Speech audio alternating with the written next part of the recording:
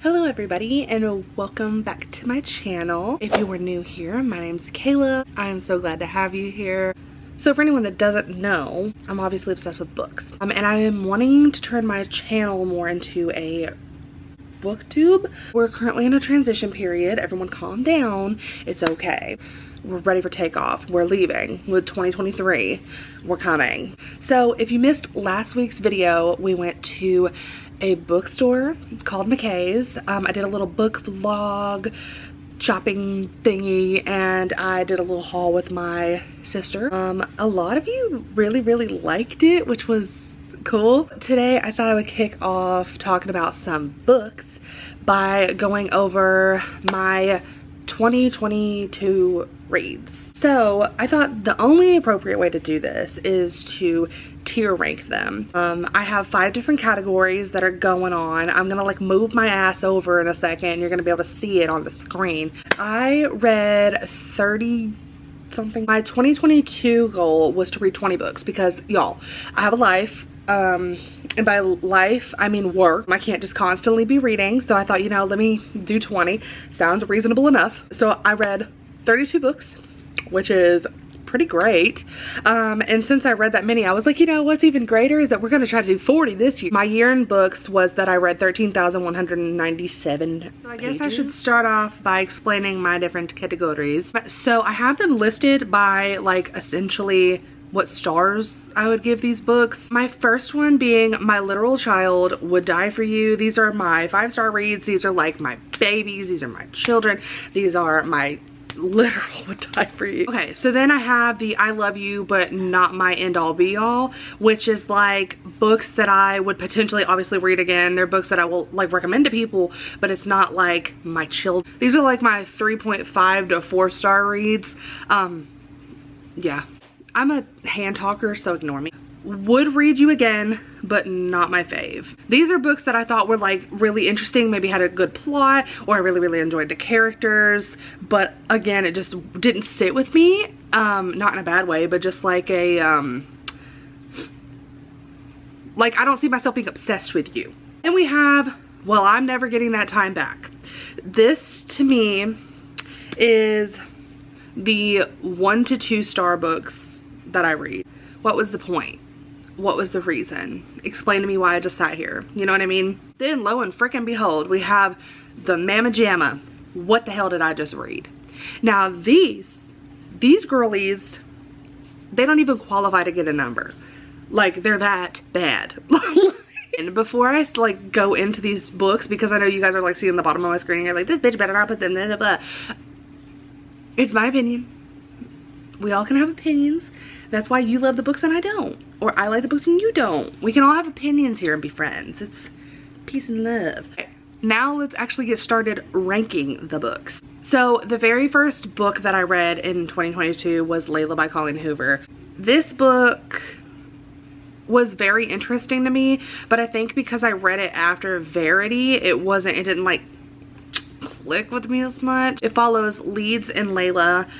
They meet, they fall in love. Obviously, something really major happens that ends up having Layla in the hospital. So Layla eventually, thank God, recovers physically, but let's just say she's not really there.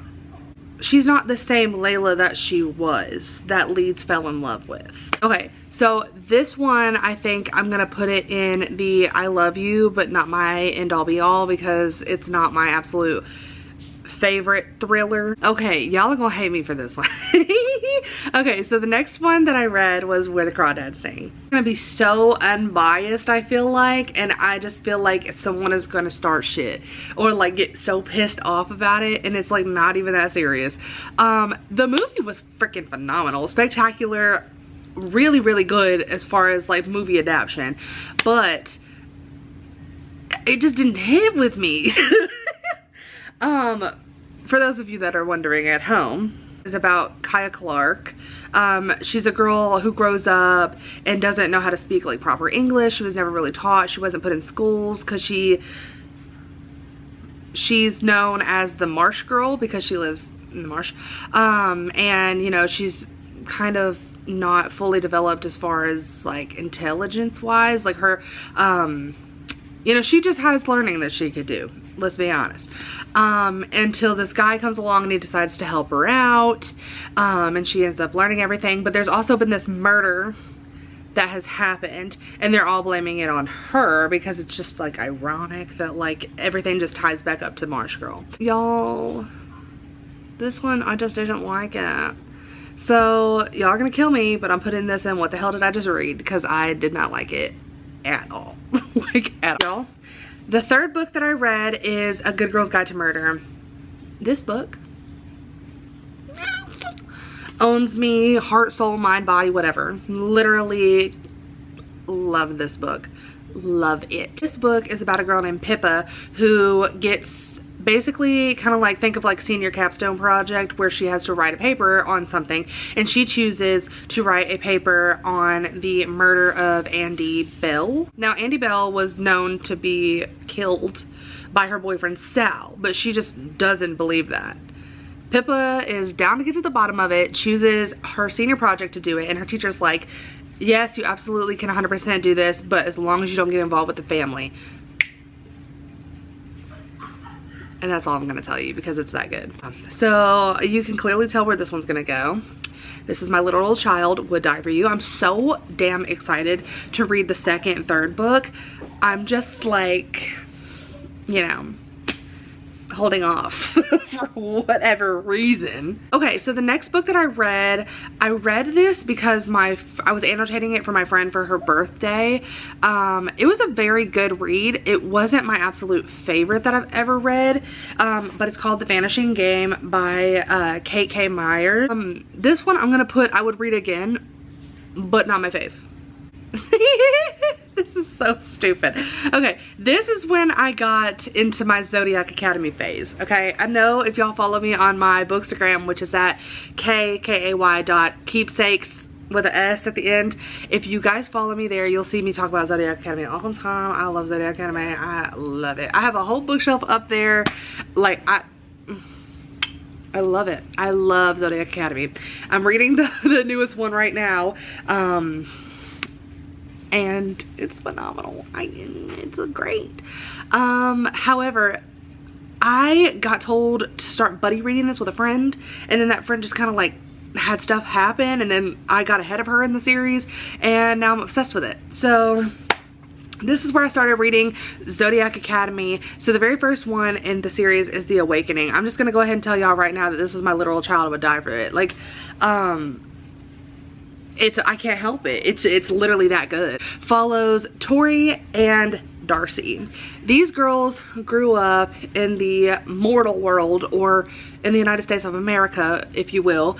They grew up in the mortal world, and they one day have this guy storm into their apartment, and he's like, you need to come with me right freaking now. We're going to this place called Solaria, and basically you guys don't even know it, but you are the daughters, the twin kids of the damn royals that died. So these girls basically go back, they go to Solaria, right?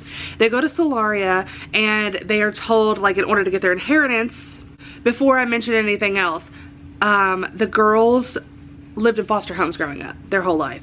So they get told, like, you know, your parents were like the rulers of Solaria, they were king and queen, like they have all this money. And then Tori is like, hell yeah, give me the money right now. And he's like, I'm sorry, you literally cannot get your inheritance until you graduate from Solaria, or Zodiac Academy. Ruthless Fae. Y'all are gonna think I'm so head ass, but I'm literally just gonna probably put all the Zodiac Academies in one, in the top tier, because they're amazing. The next book that I read was Reminders of Him by Colleen Hoover. This, I read it when it like had first dropped. If I'm not mistaken, I think I went 2 books a million and bought it as soon as it came out. I can't even remember. It was good. If I'm gonna be honest, I didn't really remember much about it, but I'm gonna go ahead and put it in the would read again, but again, not my, you know, not my fave. Just cause I feel like, yeah, like, I have I have more preferred books by Colleen. Y'all are gonna absolutely lose your shit on this because this is so funny that I even put this in here, but it's a book, so it counts. I I started my book Twitter, my book Instagram, Bookstagram. I started my Bookstagram, everything based off of the After series, okay?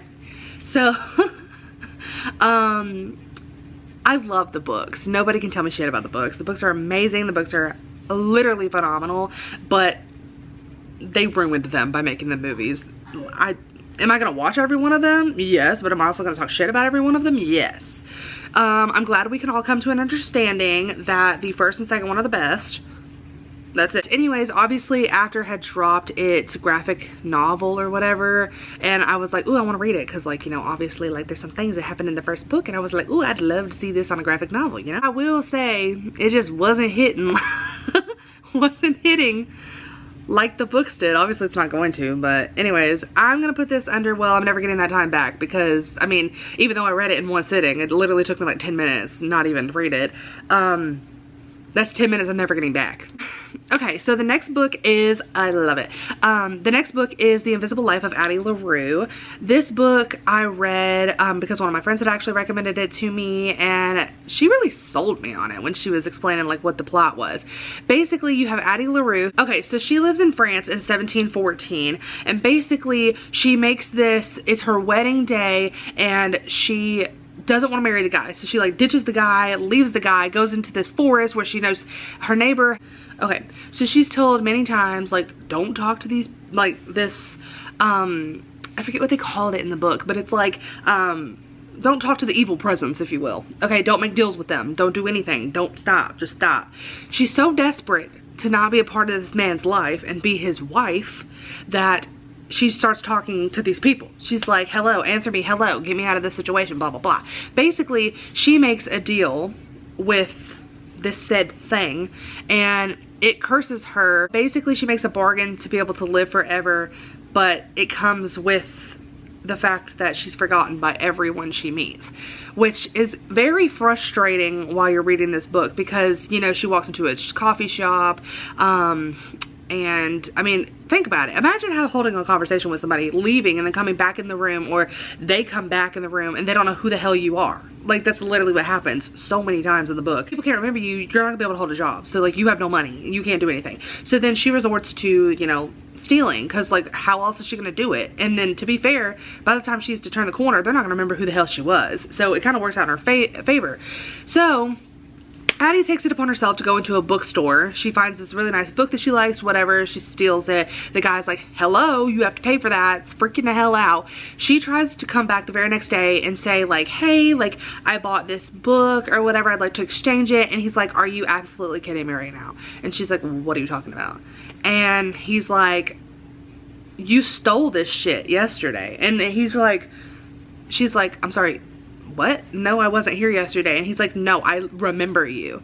And then your heart sinks, because you're like, oh my god, like, he remembers her. And this book, I loved this book. This book was so good. I'm putting this shit up here with My Literal Child Would Die For You, because I love me some Addie LaRue, and I will be back to visit you soon, girlfriend. What we have is The Unhoneymooners. The Unhoneymooners follow, and her identical twin sister, Amy, is getting married. Basically what happens is, at their wedding, they decide that they're gonna sell or serve shellfish, okay? So, funny enough, Olive has mentioned tons of times at the beginning of the book how she doesn't like shellfish, or she's allergic to it. I think she's allergic to it, I can't remember. Anyways, and she has this really, the most arrogant guy you could ever think of is best man. He's the best man for her twin sister's fiance, and obviously Olive is the maid of honor, so they have to deal with each other. This man, Ethan, doesn't like, and it's not an open bar, but it's like, and it's not catering, what is the damn word? It's like, you know when you go in and you can kind of buy, like, eat whatever you want? It's a buffet, dumb bitch. Okay. Something was wrong with the shellfish, and everyone gets sick. Like, explosive, that stuff, puking, like, it's bad. Okay? But Amy is an extreme, like, saver, think like extreme couponing, that bitch, that shit. Yeah. So basically, Amy had entered this contest to win this really, really nice honeymoon, okay? And she was not about to miss the opportunity, but she obviously couldn't go. So she was like, okay, all of you have to go. Like, you're going. Like, that's it, period. Like, you're going. The way that I was laughing, giggling, like, kicking my feet and everything, like, I was getting giddy, okay? Liked it. But, like, wouldn't, like, it's not my, like, I wouldn't be like, you have to read this. Like, yeah. The next book that I read was Normal People. And this book, I ain't even gonna lie, I'm just gonna tell you exactly what I'm ranking it as, because I don't even know what the hell to describe the plot as, other than like it's like Friends with Benefits. Like, that's literally it. I don't know, I don't understand the thing. I don't this is probably gonna be an unbiased opinion, because so many people like it, and normally I'm one of those bitches that like likes everything everybody likes. Not this. So with Normal People, I'm gonna put what the hell did I just read, because I didn't understand any of it. I was so confused the whole time. I was waiting for the book to be over. It was so boring to me because I was, I guess, Mystic Zodiac Academy. I jumped to the big ass part. Okay, so I would put this in Would Read You Again, but not my fave. Here's the reason why I would do that with that, is because I don't remember much about it, which means it wasn't obviously memorable enough. Either that or I do remember it and I just don't remember it being the part of that book, because it's a small book. It's like maybe 80 pages. Like, it's not. Jump into the one and only The Summer I Turned Pretty. Okay, so this is when this shit was hitting Amazon Prime. Everybody and their mamas was watching it. I watched the entire series and then I was like, I need to read this shit ASAP Rocky, like, no, right now. So I read it. I'm quite literally obsessed with this. I love Billy, Conrad, and Jeremiah. I'm obsessed with them. I love them. Needless to say, so basically what I'm gonna do is I'm gonna put all these damn books into this category. For anyone that doesn't know, it's The Summer I Turned Pretty, and then it's Not Summer Without You, and then it's We'll Always Have Summer. Basically, for anyone that doesn't know, this follows Belly, who is basically just coming into like her confidence, if you will. She finally feels like she's pretty enough. She's like, you know, grown. She's always had a crush. She always go, every summer, her and her family go to Cousins Beach to go spend the summer with the Fisher family. So the Fisher family consists of Susanna Fisher, then you have Conrad, her oldest, and Jeremiah, the youngest. It just so happens that both of these boys kind of have a thing for Belly. Belly has always had a thing for Conrad though, ever since she was little. She's had a thing for Conrad. Now, this series follows her being like majorly in love with Conrad and her finally, you know, him finally seeing her, you know, grown, because he's like, oh my god, you look like so much different, like da da da da da, blah blah blah, you know. It's following that whole situation and you're getting different events that happen between them, how, you know, their relationship changes, and everything. So I read Every Summer After, which this book was so damn good. It's ridiculous. I will say though, this one is going to be in my I love you but not my end all be all, because I love The Summer I Turned Pretty more. So in a way, it's kind of like I kind of compared it. We have The Paris Connection. Obsessed with Paris. I love Paris, which is why I was initially drawn to the cover or the book in the first place, and then obviously I read it and was like, oh, this sounds really, really cute, and then I was dreading the book the whole time. Not like the whole time. I should really stop saying that. That makes it sound like I didn't like it. I did like it, but it wasn't like, it wasn't captivating. Like, it didn't grab me and like pull me in, and I want to do that when I read. Nah, who doesn't, you know? We read so we can escape, duh. The next book I read was The Ex-Talk. However, this book is a would read again, but not my fave. Okay, so the next book that I read it as like a Christmas gift. If you follow me on Instagram, you saw it on my story. This is the first one that I started with. It Ends With Us. The next book I read was Anna and the French Kiss. I'm obsessed with this book. It's such a cutesy read. It's very like, it's very YA. Like, be likely more to happen. Like I would put Addicted in front of It Starts With Us, like all those, but like this, within these books that I read for 2022, It Starts With Us was definitely like my literal child. It was so amazing to go back into the world of Atlas and Lily, especially being that like you really only saw them. It wasn't like Ryle came in, da da da da da. Skipped over 2 whole books, but it's fine. Okay, The Love Hypothesis. I'm gonna put this as I love you, but not my end all be all, because it was a really cute story, but it's not like I would ride or die for. So we have Hook, Line, and Sinker, which I read in the summer, right after The Summer I Turned Pretty. I don't know why I skipped. Listen, so I would read it again, but it's not my favorite. It was good, but it was like, I don't know why I didn't like it as much. Maybe it's because I didn't really resonate with the characters, but it was cute. Like, it was cute. The next book that we have that I'm dumb and skipped over is The Silent Patient.